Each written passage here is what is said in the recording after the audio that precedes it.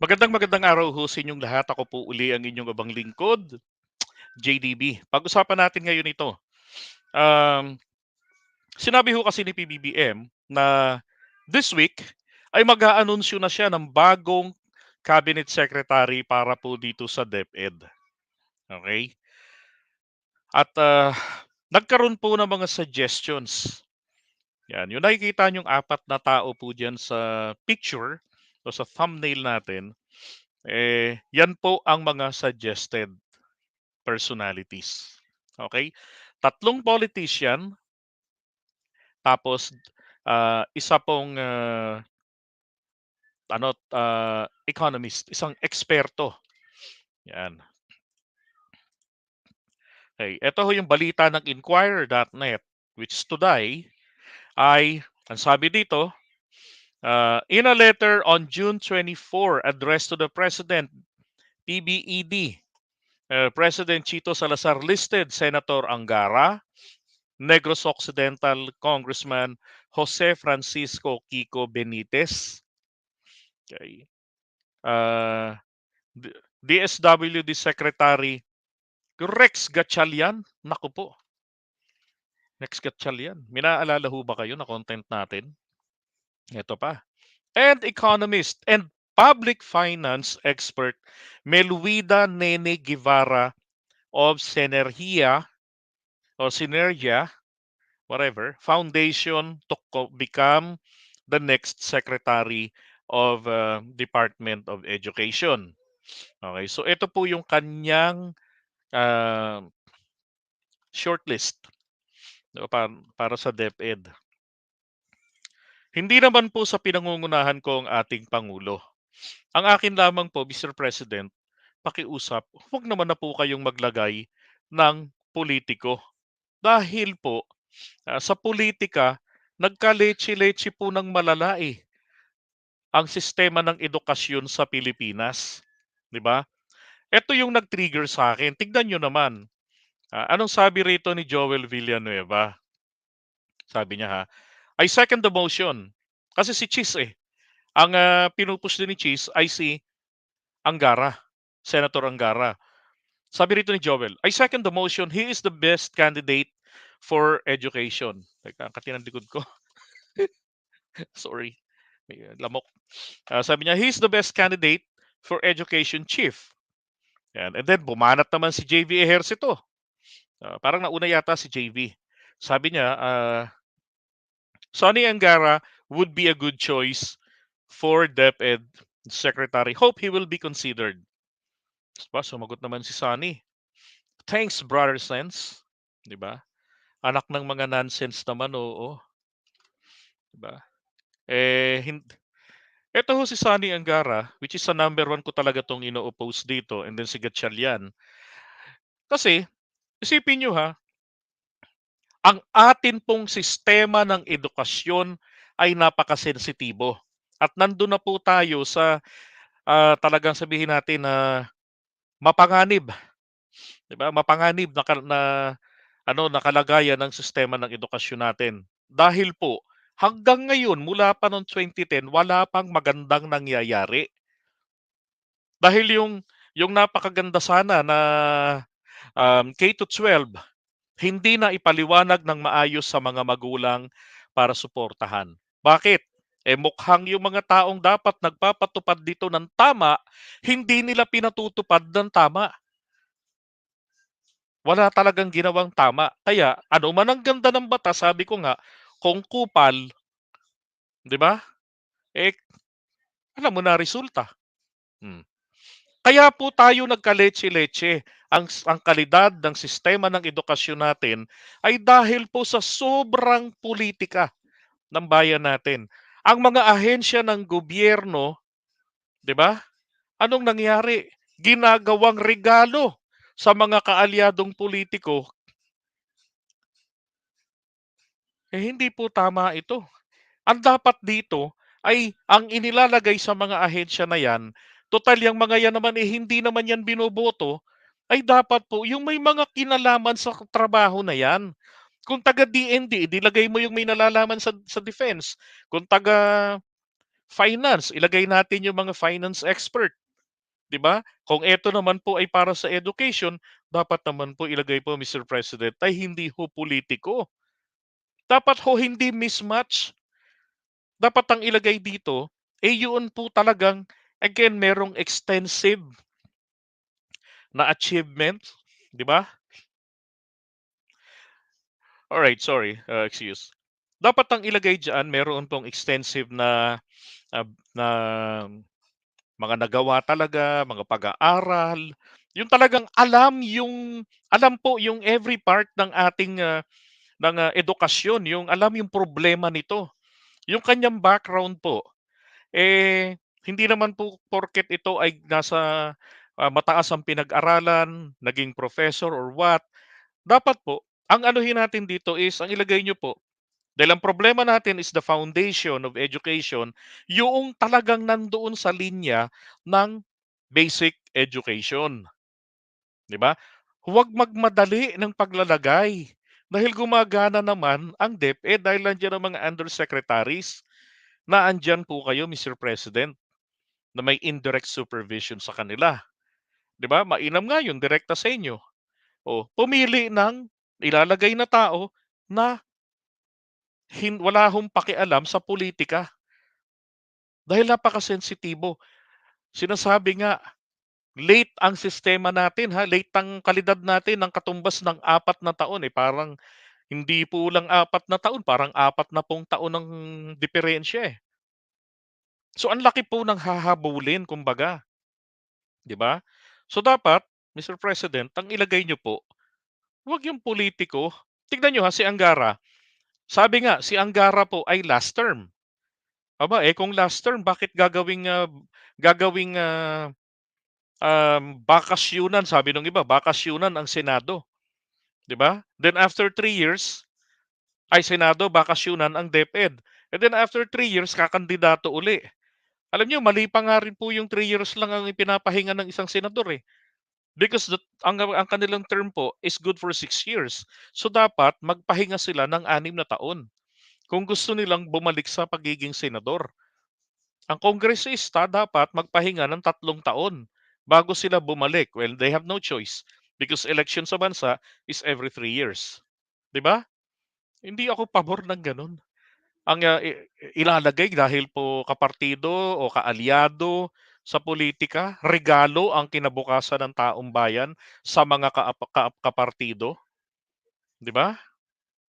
Hindi ho tama yung gano'n. Again, dahil sa sobrang politika, nagkaletse-letse ang kalidad ng sistema ng edukasyon. At ngayon, ito po ay isa sa mga sensitibong ahensya ng gobyerno na may napakalaking pondo taon-taon. Hmm, 'di ba? My goodness, sabi ni Mel Limpin, Prof. Antonio Contreras of UP Los Baños, 'di ba? Meron din mga nagsa-suggest si Clarita Carlos. Ang tanong, ano po ba kasi ang background ni Clarita Carlos? I would agree for Clarita Carlos sa DepEd. Sa ano DepEd, sa CHED. Kasi po sa college siya, si Clarita Carlos. 'Di ba? Matagal na panahon na nagtuturo 'yan, professor sa college. So yung isip niya talaga, naandun po sa kolehiyo, 'di ba?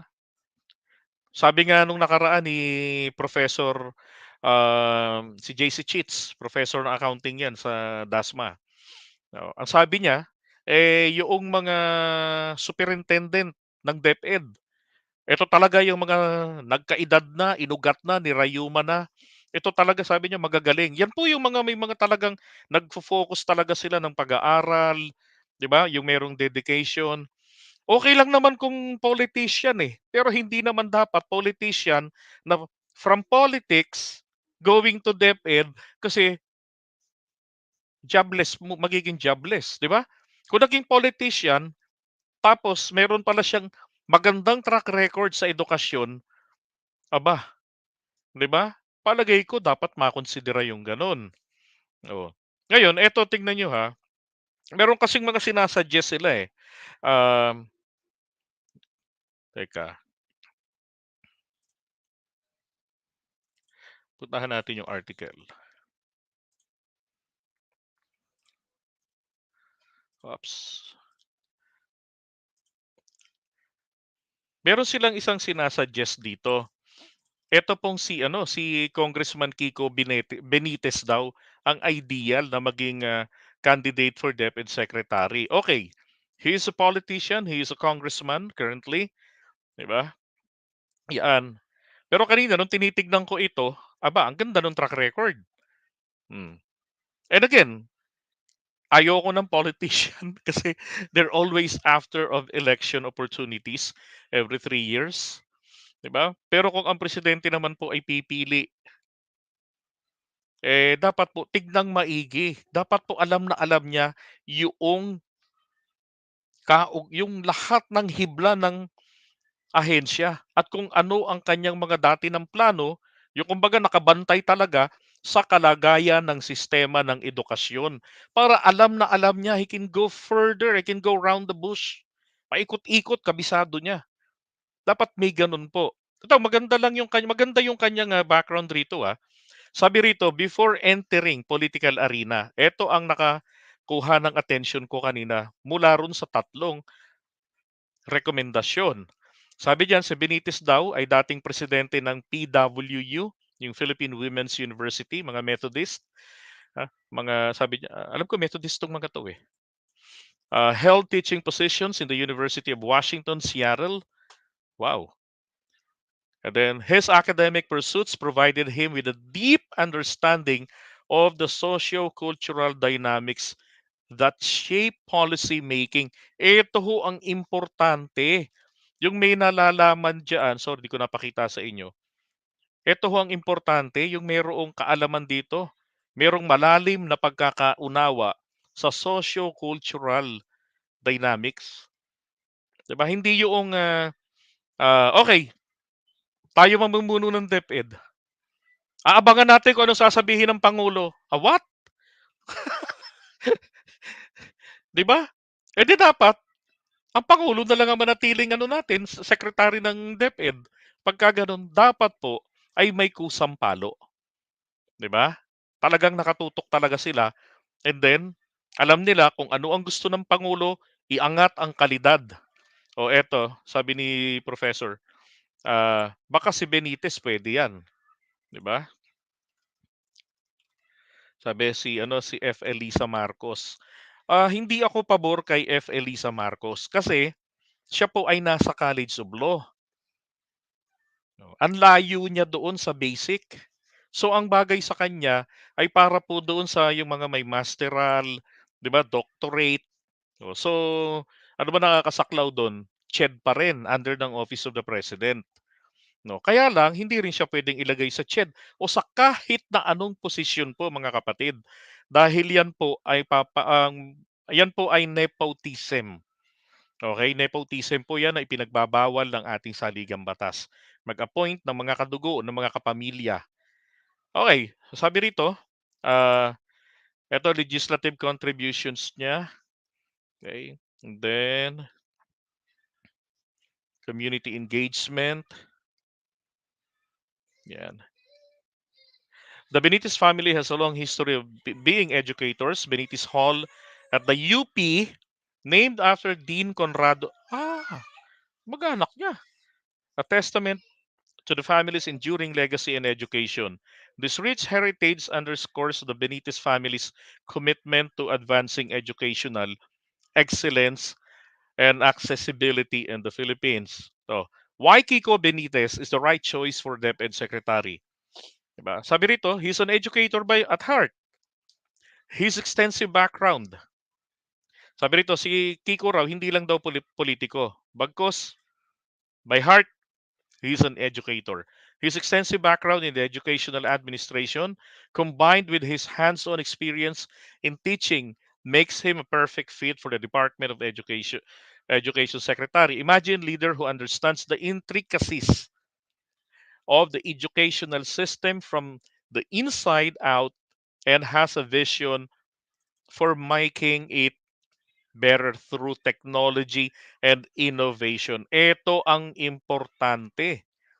May background ka na, may extensive background ka na sa ahensya, tapos meron ka pang ganyan. 'di ba? Yan po yung importante. May vision para hindi maging konsumisyon. Ano ba? Benitez friendly and approachable manner coupled with his commitment to educational reforms can bring a much needed fresh perspective to DepEd. He is passionate about making decision accessible and inclusive for all Filipino children. With recent resignation of VP Sara, yeah, there's unfinished business that requires a dedicated and knowledgeable leader. Kiko Benitez's track record shows that he cannot only continue these initiatives but only enhance them, ensuring that every student gets the quality education they deserve. Ito po yung opinion ha nito ni Jake Maderaso. Yan. So kung ang pangulo po susundin niya po etong mga ano, abay magugustuhan ko po talaga rin 'yan. And then etong isa pa yung babae. Yung babae okay rin sana ito si Melwida Nene Guevara ng Sinergia Foundation. Yan, okay rin 'yan. Ang problema lang kasi ang kanya pong expertise ay economics and public finance. So may mismatch po, 'di ho ba? Maganda ang track record, hindi politiko. Ang problema lang po rito nga naman natin ay ang kanya pong expertise. So again, it is because of the mismatch kaya hindi po ako pabor dito. Hindi ko tinatawaran ng galing niya. My only issue is the mismatch, 'di ba? So sabi ni ano ni ano yun? Oh yes, taga Negros nga sila. And kailan lang nakasama nila ang ating presidente. Oops. Sabi niya, mga Benitez ng Negros, mga bilyonaryo yan. At na-link ang mga Benitez kay Tives.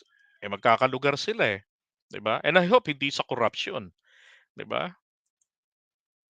Yeah, hindi pa pinapangalanan ni PBBM. Kaya nga po tayo nakikiusap na Mr. President, hangga't maaari, huwag naman po kayong maglagay ng politiko.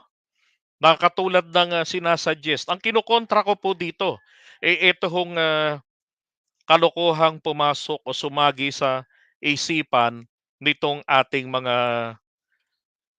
dalawang senador. Actually, tatlo na kanilang inirekomenda. Plus, meron pang isa pa lang may nagrekomenda rin na dapat etong ano si Angara ang ilagay. My goodness. Wag naman po sana Mr. President na 'yun ang pakinggan ninyo. Huwag politiko, Diyos ko po. Ang kailangan ho ng presidente natin dito, ah, eh talagang makakatulong sa kanya. Okay, yung hindi po yung siya pa yung tutulong para hindi mabura sa limelight ang kanilang pangalan. And then for dito po sa kapatid ni Win Gatchalian, hindi ba siguro naalala ninyo yung ating content nung nakaraan tungkol diyan, 'di ba? Ang sabi ko nga um, 'to, ay so eto, 'yan. Yung content natin nung nakaraan na ating nabalitaan, okay, mula ho sa taas, sa mga bubwit natin. Eh, si VP Sara kaya ipinagmamalaki niya na tinangka siyang, hindi ho literal na patayin, tinangka siya na gurgurin. Ibig sabihin ay siraan, patayin yung kanyang, um, good image. Dahil ang good image niya, siya ang number one na na cabinet secretary ng ating mahal na pangulo. 'Di ba, top performer na hindi naman paano naging top performer, sabi ng ibang kapwa natin vloggers na siya ay, inamin niyang hindi niya alam ang kanyang ginagawa ay na hindi siya taga-education, sector. Kaya nga ako, "Anong ginagawa mo diyan?" 'Di ba? Kaya hindi niya magawang mag-review. That's a sign of being a weak, leader. 'Di ba sabi ni Gracie P, number one in her dreams. Pero tuwang-tuwa ang mga Digonians diyan, number one, pero hindi alam ang ginagawa, 'di ba? So, ngayon, ang buhay ko natatawa ako talaga rito, eh. Ay naku. Ngayon po, eto lang, um, dahil hindi pa naman pinapangalanan ng pangulo natin, please, 'di ba? Sana makinig ang ating pangulo na hindi po kasi ito, may statement nga pala ang ating pangulo tungkol diyan. Tingnan niyo, yung mga kinokonsidera niya. Of course, there are Pati many pa calls for the new secretary to be an educator. There are many calls for the new secretary to be an administrator. There are new. hindi ba importante na educator, 'di ba? Pero hindi naman nangangahulugan na teacher dapat. Hindi nangangahulugan na dapat professor, 'di ba? Hindi naman gano'n. Calls to be a historical professor for Historical professor, ibig sabihin dapat, may nalalaman sa kasaysayan. all of this, and they're all valid. Yes, palagay ko dapat talaga lahat ng 'yan makita ng ating mahal na pangulo sa iisang tao, 'di ba? Sabi ni Noel, Narcida, si Professor Clarita Carlos o Rita Gadi para sa akin. Eh, 'di ba si Rita Gadi, maka-China 'yan? Kabilang 'yan do'n sa grupo ng mga nagpanggap na loyalista noon. Tapos ang layunin lang pala, pasunurin ang anak ni Apo Lakay sa kanilang sa kanilang tunay na amo sa China. Oh, 'di ba yung grupong GNTR? Oh, kabilang si Rita Gadi, isa rin 'yan sa nagpi-pitch doon ng, Marcos Gold. Ta's nung mapahiya sila, kinalaban na presidente, napahiya sila dahil walang walang gintong inilabas, walang pinamigay. Ay naku. So, wala tayong problema, linawin ko lang, kay Professor Clarita Carlos. Maganda yung track record, pero ang tanong, ano yung, naging iba pang tawag dito, record niya pagdating po diyan sa pagsusulong ng kalidad ng edukasyon? Ano ba ang expertise ni Professor Carlos? Political science, kung saan yun po ang aking pinag-aralan, 'di ba? Ano pa? Nilagay siya ni PBBM doon sa defense bilang advisor. Hmm. And after that, ano pa? Yeah, may mga sinulat na libro, 'di ba? Pero hindi pa rin akma. Ang kailangan po natin ay yung talagang sa basic education, 'di ba? Basic education. Best si Senator Rojas. Hala, papatawa ba kayo? Bakit si Rojas? Ano bang background ni Rojas? Sinabi nga ng kamag-anak niya mismo noon, tamad yan, Ayaw ni Rojas, ni Rojas, na nag-iisip. Oh. Kaya nga nung kampanya palaging ang nakapronta nanay niya, 'di ba? Mahusay gumimik, ayun sumablay, ganon-ganon. Ilang ahensya nung panahon ni ERAP ang hinawakan niyan, 'di ba? Puro sablay. Nagkataon na sinabi nga naging magaling siyang senador kasi magaling ang staff niya gumawa ng mga panukalang batas. Pero nung siya na mismo bilang hepe ng mga ahensya ng gobyerno, ikini-claim pa nga na credit sa kanya ang, tawag dito, ang, BPO industry. My God! 1998 pa may BPO na rin sa Pilipinas. Hindi kailangan ng Marojas dahil ang dahilan kung bakit dinudumog ng BPO entities ang Pilipinas is because of our flexibility and the ability to speak foreign language, especially English. Not because of Marojas, 'di ba? Oh, yun, Peking Wharton graduate daw. Oh, yun, yung nag-traffic enforcer, pa ganun-ganon. Oh, yung isang kaibigan ko, nadaanan niya madaling araw pala yung ginawa yung gano'n-gano'n niya ro'n sa may farmers para mukhang hapon. Tapos yung may paulan-paulan sila. Putang ng buhay ito, 'di ba? Hindi puwedeng gano'n. Yan, sigado na lang kasi galit sa mga bobo, patay.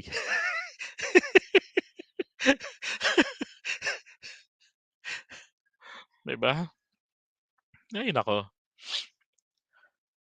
ito na yung sinasabi ko. Sabi ni Antonieta Salvio, JDB, wag mo naman pangunahan ang ating presidente. Matalino siya, alam niya ang ginagawa niya. Napilitan lang siyang ilagay si Sara dahil sa Uniteam. Eh yun naman pala, bakit napilitan?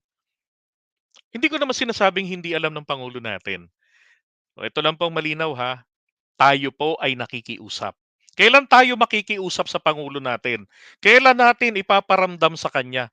Napakaswerte nga natin ang Pangulo nakikinig. Nakikinig ang Pangulo kung kayo ho lagi nakasubaybay sa atin. Magmula pa ng campaign period, ha? Ilan na po yung kinontent natin, pati sa security details niya, na idinidiscuss sa akin ng anak ng kauna-unahan niyang PSG, nakasama niya pa sa London nung nag-aaral siya. So, pag dinidiscuss ko, nakikita ko yung pagbabago, sinusunod nila. And they confirm ng mga taga BBM HQ na nakikinig nga sila sa vlogs natin, naka-monitor. 'Di ba? And then recently, oh, 'di ba? Kaya nga sabi ko sa inyo ay mag-comment kayo dahil binabasa nila 'yan, mino-monitor nila 'yan. Hmm. 'Yun ho ang magagawa natin. Nanalo na tayo, 'wag na po tayong ngumanga. Iparamdam natin sa Pangulo. Kulang na lang kasi magtanong ang Pangulo sa atin ng direkta eh. Ano ba gusto ng taong bayan? Pag ginawa niya po kasi 'yan, ang mangyayari nito, kakantyawan siya na parang ano ba, wala kang sariling pag-iisip. Ang Pangulo, sabi niya nga, ito nga nagsisignify dito eh. Lahat ng mga sinasabi, kinukonsider niya. Needs. Oh. Of course, there are many calls for the new secretary to be an educator. There are many calls for the new secretary to be an administrator. There are new calls to be a historical professor for all of this, and they're all valid concerns. That's what education is all about, and that is why. And I've gone through so many CVs. Marami tayong magagaling. It's the Di ba? Maliwanag sa Pangulo natin. That's funny.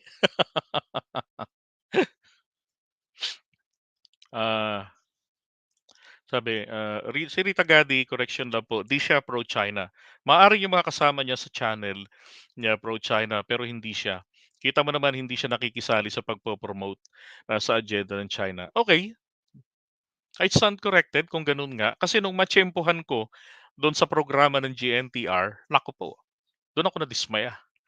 Yun. Okay, thank you, Jude Comine. Pero again, dapat po ang maging basihan natin, may background pong maigi, malalim ang kaalaman diyan po sa basic education. Ibig sabihin ng basic, elementary, high school, senior high. Okay? Kasi ang susunod po na DepEd Secretary, napakarami niyang kailangang itama sa ginawa ni VP Sara. Marami siyang kailangang habulin. Mismo nga one time doon sa Congress nung nag-cover kami, wala lang si ano rito sina Go Philippines saka sina Laitera. Anong sabi doon?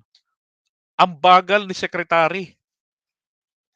Ginigisa-gisa sila ng mga kongresista. Isipin nyo ha, ang utos ng Pangulo, ibalik sa dating pasukan ang petsa ng pasukan. Okay, we need 5 years. What the heck, 5 years? Kung ikaw talagang may kakayan ng Deputy Secretary, you can say, no, nagawa ng tatay ko yan in 1 day na binago yung in-adjust yung pasukan ng pandemic. Bakit kailangan nating paabuti ng 5 years? Make it this year, June. 'Di ba pwedeng ganun petsa lang ang babaguhin, di mabago. 5 years ang kailangan. Bakit? Para matuto muna yung Deputy Secretary. Tapos merong mga ibang kailangang mapirmahan para magawa na, hindi pa rin napipirmahan. Bakit? Hindi nga po kayang mag-review. My God, ang gawa ng mga tauhan, Sus Mariosep. Pero marami ho dyan. Okay, hindi po natin alam kung ano yung background ni Yusek Powa. No? Alam ko attorney si Powa Pero Again, ang sa akin lamang po, tingnan po ng Pangulo, pag i-present niya sa taong bayan, 'di ba? May background sa history, mayroong extensive knowledge and understanding sa bawat hibla ng basic education. Kasi ho, ang basic education ang kailangang mapaangat, 'di ba? Plus, i-ando nila etong tawag dito, etong ano ba 'yun? Anong pangalan, Cory, nung kina Sara Duterte sa EDUC ngayon, yung 10 years lang? Kung K to 12 yung dati, pinalitan nila. Ano nga pangalan nung ano na yun? Ano ba yun? Makulit curriculum? Ginawang 10 years, pinaatras tayo. Oh, yun, dapat i-undo nila yun. Lang yung buhay ito. Experimental. Experimental ang buong Pilipinas. My God. 'Di ba? Sabi ni Makabay, hindi ako naniniwala na si Rita Gadi ay pro-China. Marcos supporter siya. Yun din ang alam ko dati, Marcos supporter. In fact, sa kanya ako nanonood dati pero mag-campaign period. Before mag-campaign period. Dahil sa mga kwento na about Marcoses, Aquino, and Aquino pati ng mga NPA. Okay? Pero ang tanong, ano ba naging background nito ni sa education? Sa akin lang, ayun, matatag curriculum. Okay. Ang sa akin lang ay yun pong meron talagang basic po, basic education. Huwag po tayong malito. Kailangan po kasi natin, ang education po natin dito ay basic. Mula kinder hanggang senior high school. Yung senior high school ang inaalis pa nila. Tapos college. Okay. Ang kailangan po natin yung nasa first level. Kung eto super galing po rito sa college, ilalagay natin dito, baka ho magkaroon ng mismatch, 'di ba? So aasa na naman doon sa mga subordinates, 'di ba? Kailangan ng pangulo matagpuan po yung taong kung sino 'yan. Tingin ko naman alam na ng ating presidente kung ano yung criteria. Kailangan na lang ng presidente natin ay malaman po kung ano ang saloobin ng taong bayan. Sa akin lang, no to politician. Kung pipili siya ng politician, dapat po meron po talagang malalim na pitak sa kanyang puso at ginawa para isulong ang paglago at pag-unlad ng kalidad ng ating edukasyon. Okay? So yun lang. Kaya aking panawagan sa ating Pangulo ay please lang po, Mr. President, wag naman politiko ang ilagay. Wag niyo sundin ang suggestion nito ni JV Ejercito, nito ni Chis Escudero, 'di ba? Wag niyo sundin. Mm.